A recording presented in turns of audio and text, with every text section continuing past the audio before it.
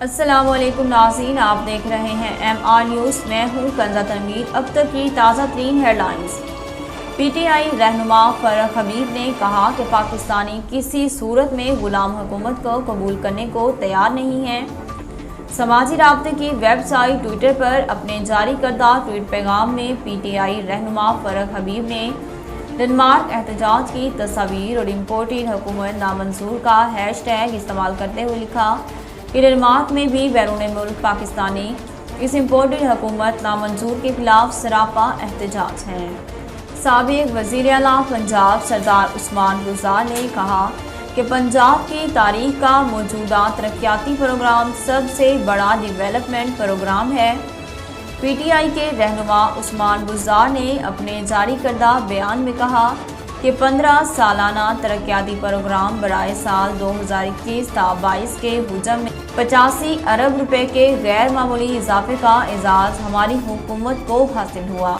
وزیر اعظم کا حلف اٹھائے شہباز شریف کو 4 دن ہو گئے، لیکن وفاقی کابینہ کے لیے بات ابھی تک امکانات سے آگے نہ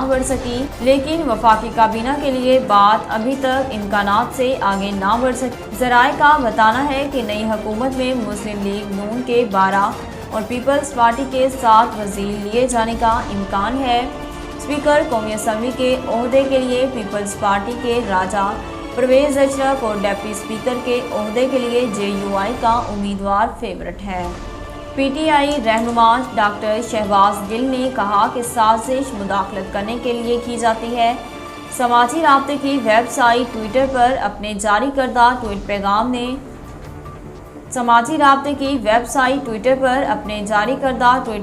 میں شہباز گل نے امپورٹڈ حکومت نامنظور کا ہیش ٹیگ استعمال کرتے ہوئے لکھا کہ سازش مداخلت کرنے کے لیے کی جاتی ہے۔ پنجاب پولیس نے پاک پتن میں منشیات فروشوں کے خلاف کارروائی کرتے ہوئے بھاری مقدار میں منشیات برآمد کر لیں۔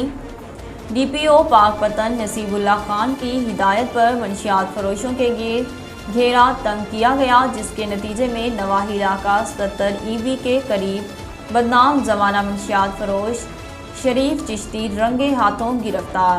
پولیس ترجمان محمد حفیظ نے بتایا کہ گرفتار ملزم سے لاکھوں روپے مالیت کی 20 کلو سے زائد منشیات برآمد ہوئیں۔ ناظرین، اب تک کے لیے اتنا ہی۔ مزید خبروں اور اپڈیٹ کے لیے دیکھتے رہیے MR نیوز۔